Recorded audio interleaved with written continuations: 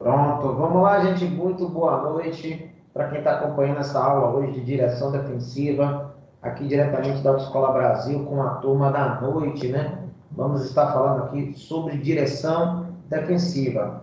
Da maioria das questões que caem na prova, direção defensiva é o assunto mais importante depois da legislação. A direção defensiva é o assunto mais que cairá na prova de vocês, beleza? Estou com a turma aqui da noite do mês de julho, beleza? Então, vocês aí que estão estudando para fazer um concurso público, vocês que estão estudando aí para poder tirar sua habilitação, essa aula é muito importante para vocês, essa primeira parte. Vamos lá. Então, a direção defensiva, gente, ela se divide em duas partes, beleza? Na direção defensiva preventiva e na direção defensiva corretiva, beleza? Então, na prova de vocês, vai cair como está dividida a direção defensiva, preventiva e corretiva. O que seria preventiva, gente? É a atitude permanente do condutor que deverá observar, prever e decidir sobre condições de trânsito, assim evitando se envolver-se em acidente. Exatamente, Tamires, é a prevenção. Você vai estar o quê? Prevendo para não se envolver em um acidente. Então, quando você vai sair na rua, você já vai sair prevendo qualquer coisa. Até porque o que acontece? Se o condutor ele dirige atento, dificilmente ele vai se envolver no acidente. Até se ele envolver, as consequências daquele acidente vai ser menor, tá bom?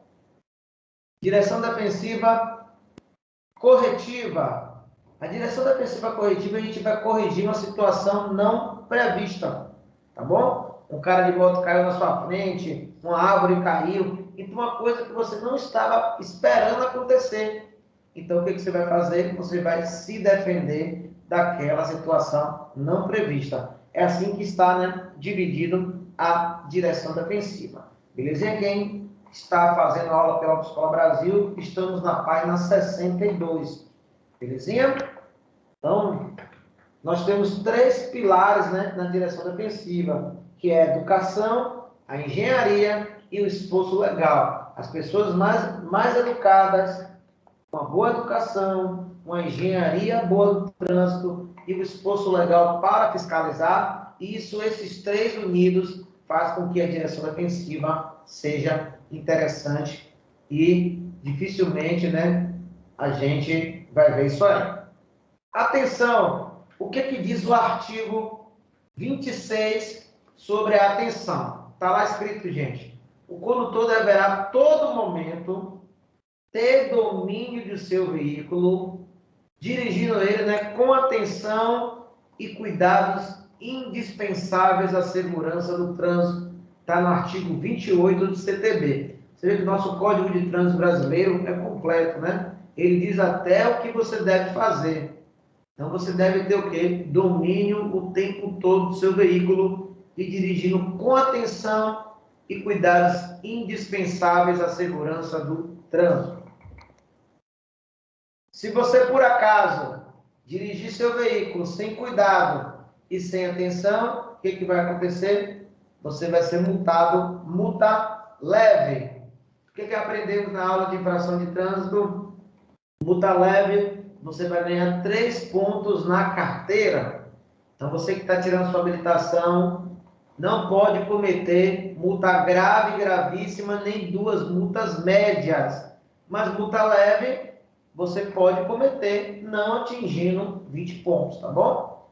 Então, se você por acaso dirigir desatento, sem os cuidados necessários no trânsito, você estará cometendo uma multa de trânsito de natureza leve. Beleza? Então a gente não pode, né, gente? De hipótese alguma, dirigir sem estar com o devido cuidado no trânsito, né? Então nunca devemos, né, gente? Dirigir falando no celular, assistindo DVD, lanchando, fumando, namorando. Então não devemos dirigir desse jeito.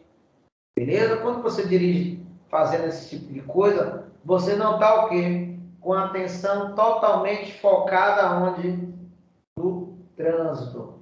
você tem que estar dirigindo, gente, focado no trânsito. Você está falando no celular, está lanchando, está fumando, está namorando, como é que você vai estar focado no trânsito? Você vai estar focado em outras coisas, menos no trânsito. Belezinha? O trânsito, gente, é feito de erros e acertos.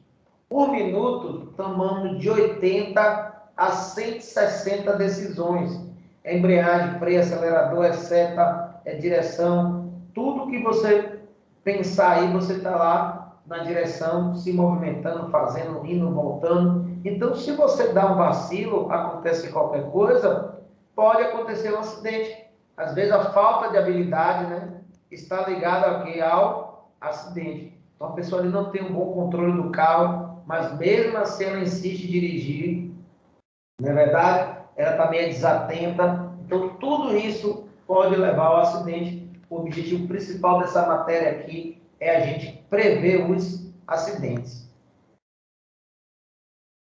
Elementos da direção defensiva, questão de prova, consequentemente, onde tiver o assunto de direção defensiva, vai ter essa questãozinha de prova para vocês aí. Então, os elementos da direção defensiva são o conhecimento, a atenção, a previsão, a decisão e a habilidade. Alguns livros, onde tiver decisão, você pode botar aí ação. Decisão e ação significa a mesma coisa, tá bom? Então, algumas provas vai estar ação, outras provas vai estar decisão. Aqui no estado da Bahia, a gente encontra mais nomeação, beleza? Então, nomeação, a gente encontra mais aqui no estado da Bahia. Em outros estados, você encontra aí, né, a palavra decisão. Vamos lá, mudar a tela aqui. E esses acidentes, né, gente, causam vítimas, prejuízos materiais, desastres e sequelas por toda uma vida, né? Então, quantas famílias que são destruídas por causa do acidente de trânsito? Quantos pais que não vai mais levar o alimento para sua família? Quantos casamentos foram destruídos? Quantos filhos estão seus pais? Então, nós temos, né, gente, inúmeras situações onde o objetivo dessa matéria é justamente evitar esses acidentes. Belezinha? Tantas outras sequências, tantas pessoas em cima da cadeira de roda, tantas pessoas que perderam o movimento porque um socorro mal dado, uma instrução mal feita. Então, tudo isso levou, né, a essas pessoas perderem os movimentos. Então, quanto menos acidentes tivermos, melhor, né? Então, ultimamente, o pessoal tem questionado, o valor das multas cresceu. Mas por que o valor da multa cresceu? Porque, infelizmente, a pessoa só sente dor no bolso. Então, a partir desse momento que o valor das multas cresceu, o que aconteceu? As pessoas têm cometido menos infração de trânsito. Então, as pessoas têm obedecido mais do caráter da dor, né? Então, quando a pessoa sente dor, ela tende a obedecer mais. Belezinha? Então, a dor no bolso é uma das principais coisas que tem dado certo no trânsito, é justamente quando a pessoa sente dor no bolso. Conceito de direção defensiva para você poder estar respondendo na prova de vocês e concurso, enfim. Dirigir a modo de evitar acidentes, apesar das condições adversas e dos erros e das irresponsabilidades dos outros condutores e pedestres. É aquela velha história que você vai dirigir por você e pelas outras pessoas, beleza? Você não vai dirigir por si só, vai dirigir por você e pelo outro. Então, ser defensivo é isso, é dirigir por você e pelas outras pessoas, tá bom? Quando nós fazemos isso, o que acontece? Diminuímos as chances de nos envolvermos em acidente de trânsito, temos uma qualidade de vida melhor, economizando mais combustível. Então, a partir do momento que a gente dirige defensivamente, nós temos inúmeros benefícios que ganhamos. Então, é interessante que nós seguimos essas regras. E aí, como é que eu faço para ser um motorista defensivo? é conhecer as técnicas de direção defensiva que a gente vai aprender nesse curso, interferir nas consciências dos fatores que podem levar a um acidente. E uma coisa muito importante, gente, ficar satisfeito em evitar o acidente, independente de quem é o causador. O acidente, gente, nunca tem lado bom, lado certo. O acidente tem sempre algo ruim, prejuízo. Mesmo que você esteja certo, um carro bate no seu carro, nunca vai ser igual. Já desvaloriza. Então, mesmo o carro batendo no seu, você estando certo, se a gente puder fazer de tudo ali para não se envolver em acidente, é a melhor tentativa, é a melhor coisa que a gente faz. Então, isso que eu quero com vocês aí que estão assistindo esse vídeo, seja defensivo, porque a partir do momento que você se defensivo, a sua qualidade de vida ela vai melhorar. Aqui nós temos, né, alguns índices de acidente de moto, né? Então, colisão traseira, gente, corresponde a 20% dos acidentes de moto. Então, 20% dos acidentes de moto acontece devido à colisão traseira. 18% são saída de pista. 12% bater lateralmente. 9% choque com objeto fixo.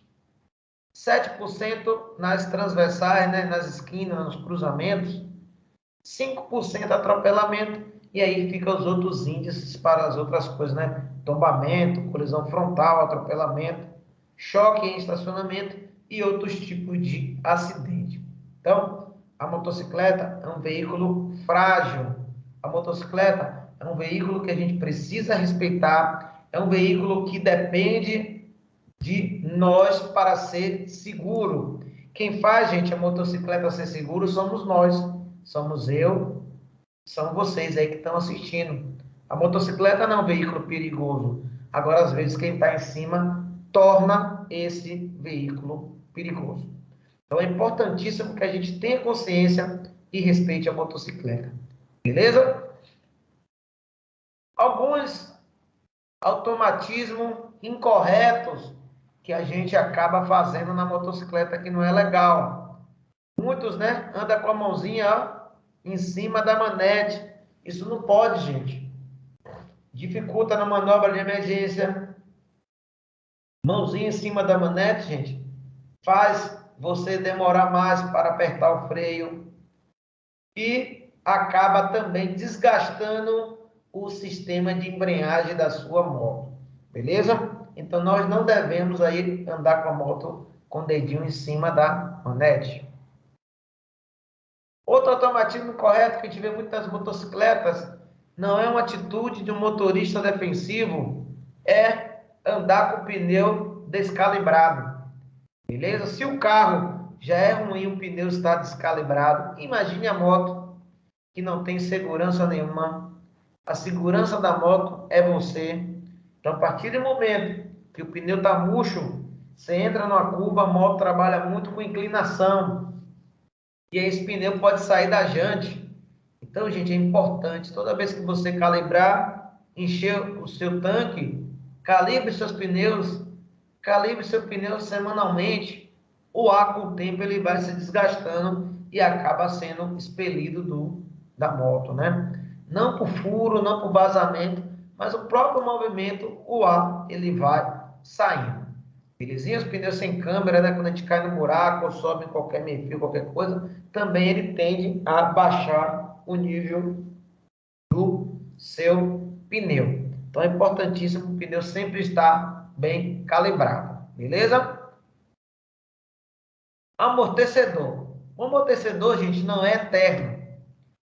Então, o amortecedor, quando apresentar qualquer tipo de vazamento, nós devemos substituir.